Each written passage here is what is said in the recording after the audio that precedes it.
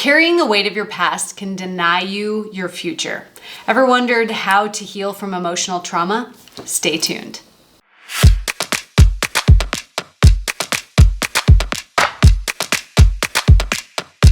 My name is Tiffany Toombs. I'm a high-performance mindset coach that has worked with thousands of people across the world to help them heal their emotional trauma and emotional baggage so that they can step into their truest, most authentic selves.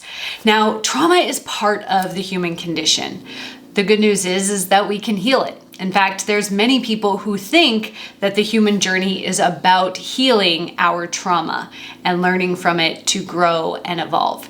In this video, I'm going to share with you 3 important things that you need to do on your journey to heal emotional trauma. The first thing that we need to do on our healing journey is we actually have to allow ourselves to experience the emotions.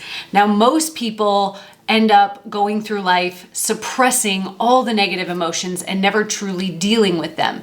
They distract themselves through work or exercise or food or other addictions so that they never truly have to feel the discomfort that comes with those emotions.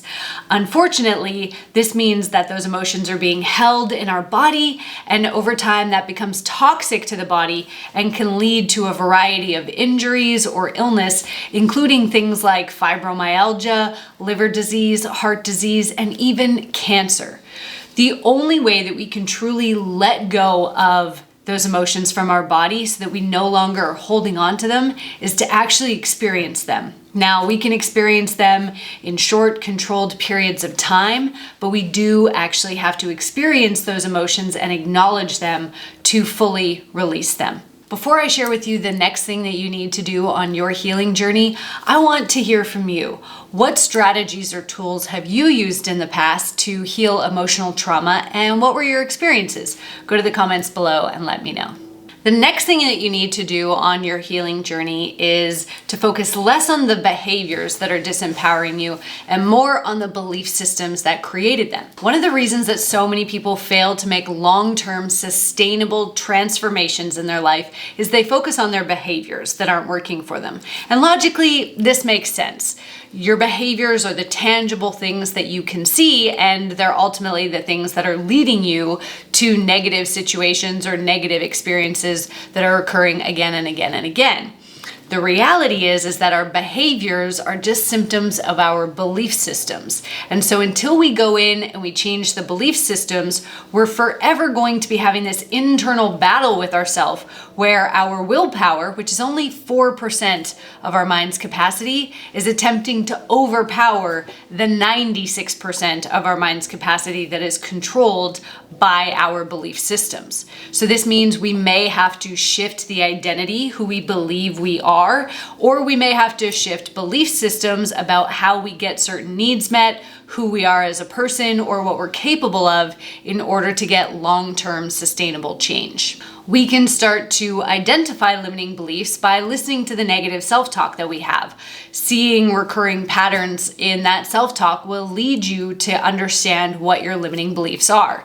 Then, to start to loosen those limiting beliefs, we can ask ourselves questions like, how do I know this is true? And what evidence do I have that this is not true? The thing about how our mind works, specifically our reticular activating system, is that we delete, we distort, and we generalize information coming in from the world around us to match our belief systems. So if you have a belief system that you're not worthy, then anytime somebody compliments you or anytime somebody treats you well, you might delete it or distort it to either completely ignore it or to make it mean something that it doesn't really mean. When we start asking ourselves, what is evidence that I am good enough? Or what is evidence that I am worthy, that I could be successful, whatever the belief is that you have, then it starts to loosen up that limiting belief, and that allows us to embed and implant a brand new belief that is going to empower us with where we want to get to. Now, before I share with you the last thing that you need to do on your healing journey, I want to remind you to subscribe to my channel. I'm sharing brand new videos every single week to help you reprogram your mind, heal emotional baggage and emotional trauma so that you can step into the best version of who you are. Go ahead and click that subscription button below and like this video while you're there. The last thing that we need to do on the healing journey is we need to give our inner children a voice to speak. What we know is that when we experience adverse experiences in our childhood, part of our mentality or part of our psyche becomes stuck at that age. This is what we know as an inner child. We need to empower these inner children who often hijack us and take control of adult situations in order to get their needs met. By giving them a voice to be able to say the things that they needed to say, to express the emotions that they were feeling at the time that they were experiencing whatever happened to you, that allows them to release those emotions and no longer be stuck at that age. From there, we can give them resources like confidence, self-love, a voice to ask for what they need, whatever resources would have helped them in those situations, we can then give that to them so that they can grow up and become the person that we are today.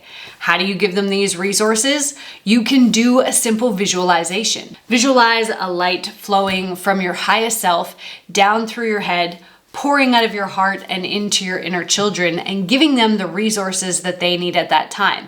It's ideal if you can name the actual resources that they wanted or that they needed, but if not, just see themselves gaining the resources that they wanted and needed so that they are no longer stuck at that age. They can fully release the emotions they were holding on to, and they can grow up to be the fully resourced you.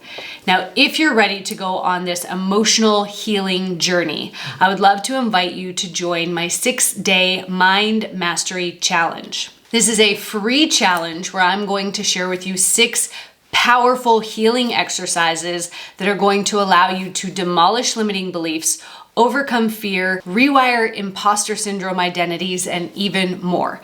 This is a free challenge and you can join anytime by going to nlpworksheet.com or clicking on the link in the description below. Thanks for watching.